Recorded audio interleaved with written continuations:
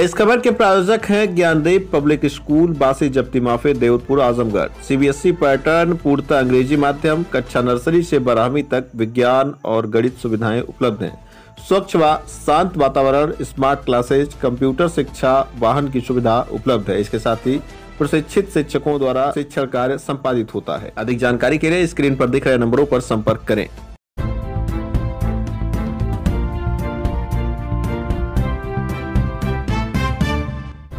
नमस्कार, आप देख रहे हैं तेज न्यूज। मैं हूं आपके साथ विनोद राजभर। आइए शुरू करते हैं खबरों का सिलसिला।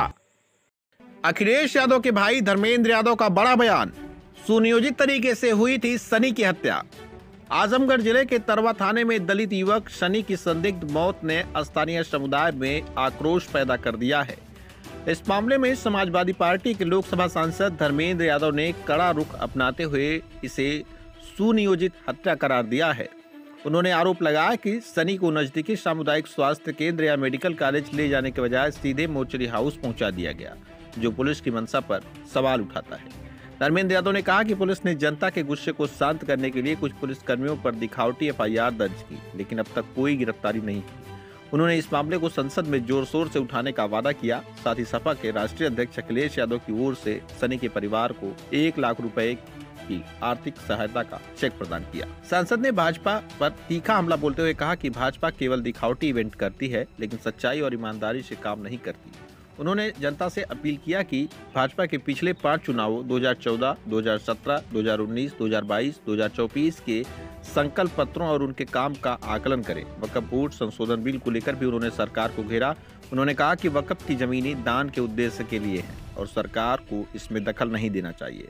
सपा ने इस बिल के खिलाफ सड़क से संसद तक, सर्वोच्च न्यायालय तक अपनी आवाज बुलंद की है। उन्होंने भरोसा जताया कि यह संविधान विरोधी बिल न्यायालय में टिक नहीं पाएगा। धर्मेंद्र यादव ने आयुष्मान योजना को लेकर भी सरकार पर कई सवाल उठाए। उन्होंने कहा कि सरकारी अस्पताल खुद बीमार हैं, एम्स सहित कई जगहों पर चिकित्सकों की भारी कमी है और लखनऊ व आजमगढ़ जैसे जिलों में मेडिकल कर्मचारियों का अभाव है। संविदा कर्मचारियों को समय पर मानदेय तक नहीं मिलता। उन्होंने आरोप लगाया कि सरकार शिक्षा व्यवस्था को कमजोर कर रही है ताकि गरीब और वंचित वर्ग को बेहतर शिक्षा न मिल पाए। आयुष्मान कार्ड की व्यवस्था भी सुचारू रूप से नहीं चल रही है। उक्त बातें रमा हॉस्पिटल में एक निजी कार्यक्रम में पहुंचे सपा सांसद धर्मेंद्र यादव ने कही।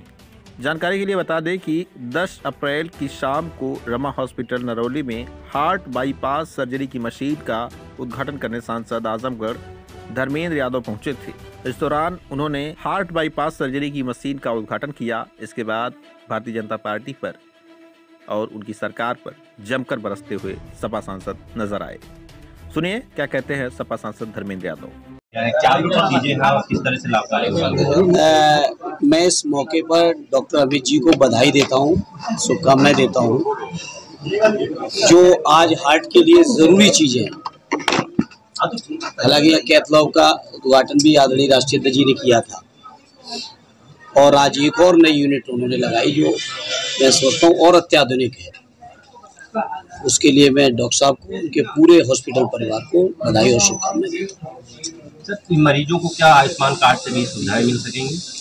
नहीं, बिल्कुल मिलेंगी। वो तो इम्पेनल्ड है, हॉस्पिटल मिलेंगी। तो ऐसे में ये चीज़ें देखने में प्राइवेट हॉस्पिटलों में आयुष्मान की सारी व्यवस्थाएं होती हैं मगर मिल नहीं पाती हैं, मरीजों को समस्याओं का सामना करना। आयुष्मान कार्ड में क्या कमी? देखिए, इस बात को लेकर सदन में भी यह चर्चा हुई थी और इस मुद्दे को उठाया था और मैंने उस समय भी कहा था कि स्कीम ठीक है, लेकिन स्कीम को इम्प्लीमेंट करने की जो जगह है वो खुद में बीमार है। और मैंने आजमगढ़ के मेडिकल कॉलेज का भी जिक्र किया था। जो तमाम एम्प्लॉयज़ हैं, उन एम्प्लॉयज़ के सामने जो चुनौतियां, परेशानियां हैं, उसकी भी चर्चा की थी।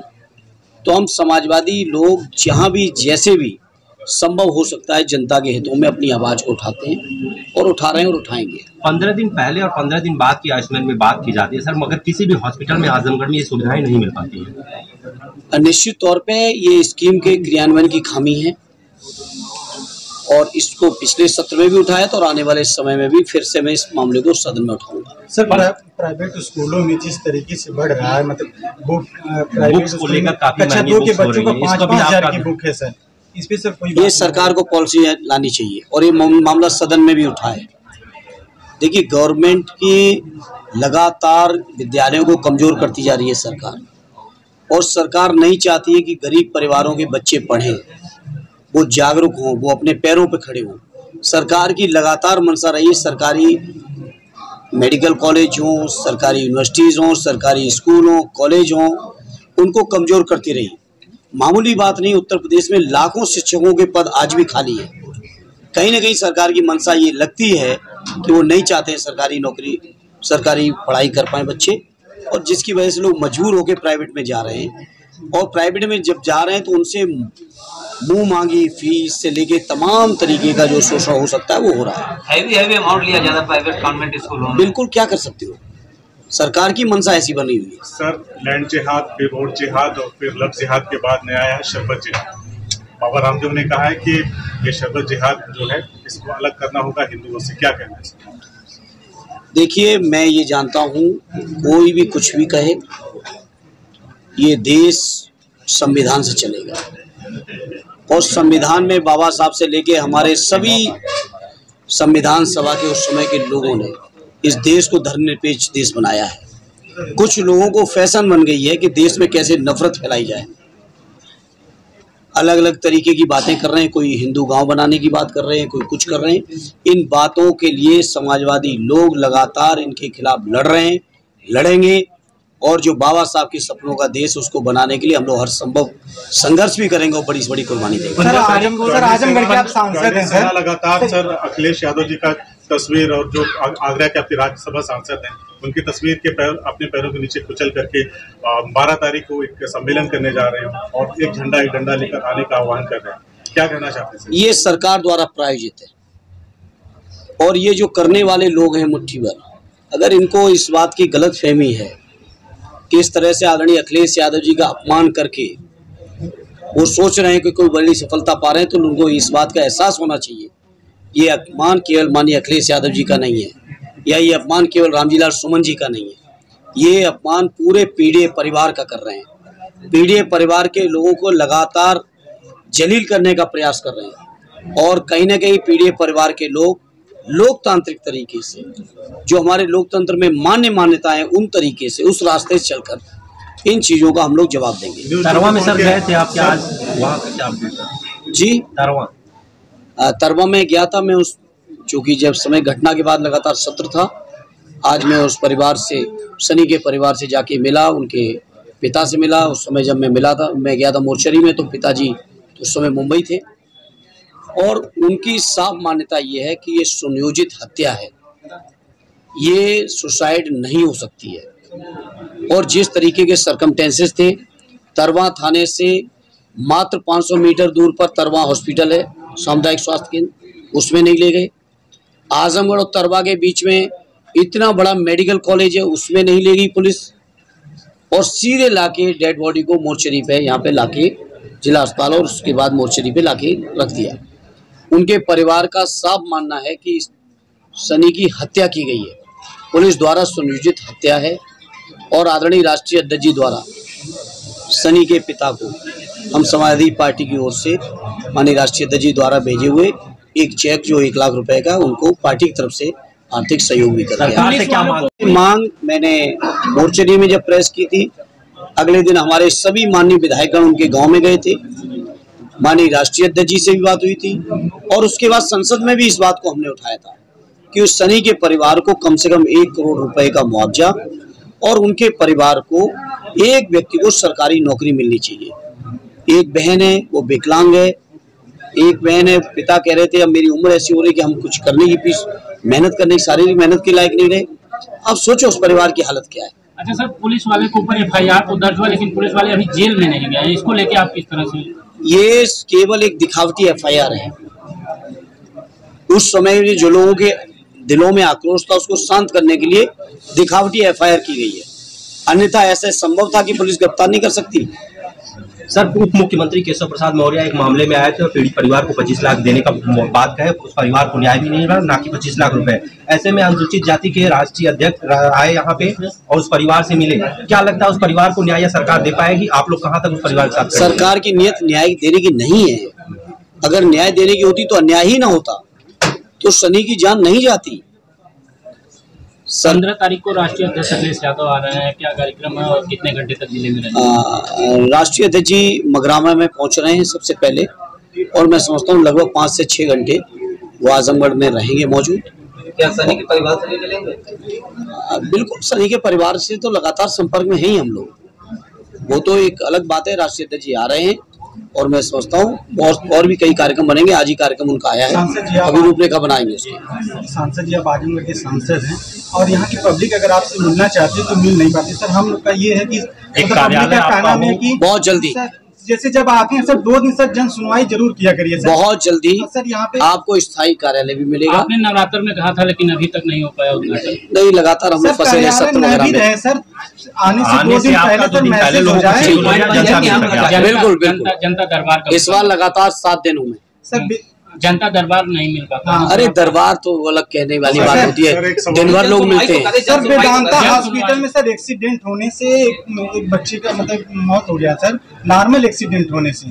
प्राइवेट अस्पतालों में इस तरीके का सर बहुत लूट मची हुई है सर। अब मैं उस घटना के बारे में जानकारी नहीं, इसलिए मैं कुछ नहीं कहूँगा। संदीप यादव नाम का लड़का। लेकिन इतना जरूर है कि सरकार के, मैंने सदन में कहा, आप चेक करिएगा गूगल पे, मैंने सदन में कहा कि जो सरकारी जो इलाज करने की स्थान है वो खुद में बीमार हैं। संसद की स्वास्थ्य मंत्रालय की स्थायी समिति ने कहा एम्स में डॉक्टरों की कमी है, आजमगढ़ में कमी है, लखनऊ से लेके सैफई से लेके जितने मेडिकल कॉलेज कहीं चले जाइए हर जगह स्टाफ की कमी है, डॉक्टर्स की कमी है, सुविधाओं की कमी है, और जितना ये संविदा कर्मचारी है इनको तो तनख्वाहें भी नहीं मिल पा रही। तो व्यवस्था बहुत खराब है। इसलिए आपके माध्यम से प्रदेश के जनमानस से कहूंगा इस सरकार को बदलिए, सारी व्यवस्थाएं ठीक होंगी। आयुष्मान कार्ड को सर कितने अंक देंगे आप अगर सरकार की बात? जब वो सुचारू चल ही नहीं पा रहा तो काहे के अंक?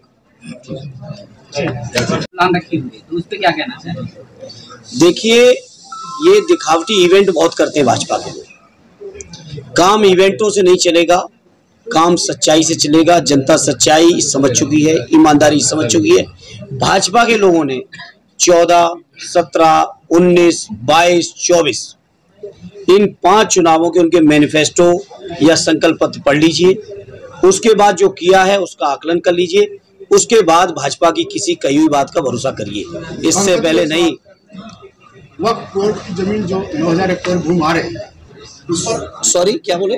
वक्फ बोर्ड की जो निर्णय है वह जमीनें जो है उस पर आप लोग सरकार से या कुछ अपनी बात यह रखेंगे कि यह जमीनें जो आ रही है इस पर राष्ट्रीय स्मारक बनाया जाए, बचीनों किसी कार्य किया जाए? देखिए, हम लोग चाहेंगे वक्फ बोर्ड की जमीनें जिस उद्देश्य के लिए वक्फ की गई, दान की गई, डोनेट की गई, उस काम में इस्तेमाल होनी चाहिए।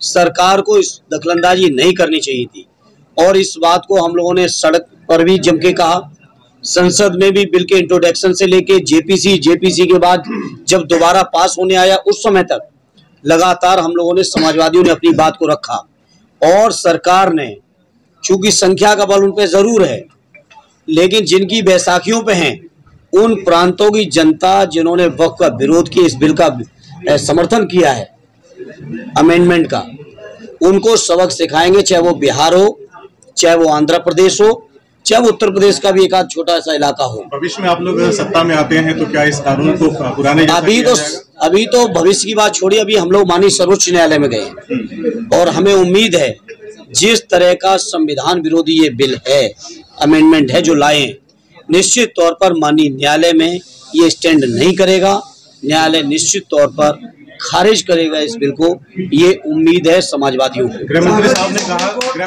कहा था कि इस बोर्ड में कोई भी गैर मुस्लिम सदस्य नहीं होगा, जबकि बिल में साफ तौर पे लिखा है कि दो सदस्य इसमें शामिल। अब इसका जवाब गृह मंत्री से पूछिए। जो बिल में कहा, जो संसद में कहा, दोनों में कितना फर्क है वो सामने देखिए। इसलिए भारतीय जनता पार्टी के बारे में आज से नहीं, श्रद्धेय नेताजी ने हमेशा कहा, इनके कई मुंह हैं, ये अलग अलग मुंह का अलग अलग समय पे इस्तेमाल करते हैं, अलग अलग भाषा बोलते हैं समय के हिसाब से, लेकिन इनकी नीयत मुसलमान भाइयों की जमीन छीनने की है, दलित पिछड़ों का आरक्षण छीनने की है, नीयत और देश और प्रदेश की जनता समझ चुकी है। अच्छा, उसके बावजूद भी आप लोगों का प्रेम लगातार उसी तरह के मीडिया घरानों से बना बिल्कुल नहीं, ऐसा कुछ भी नहीं है, किसी मीडिया घराने की बात नहीं। चौथे स्तंभ के तौर पे सम्मान हम लोग करते रहे मीडिया के, लेकिन ये मीडिया के भी लोगों को सोचना पड़ेगा कि हम जब सम्मान जो मिल रहा है उसके अनुरूप मेरा आचरण होना चाहिए। किसी के इशारे पे ये चीजें नहीं होनी चाहिए, किसी के द्वारा ऐड मिलने पर ये चीजें नहीं होनी चाहिए।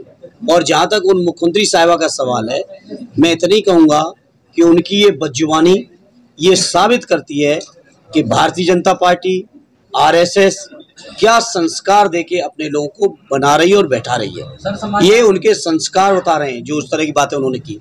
और मैं फक्र के साथ कहता हूं, हमारे समाजवादी साथियों ने कभी किसी की गरिमा नहीं गिराई।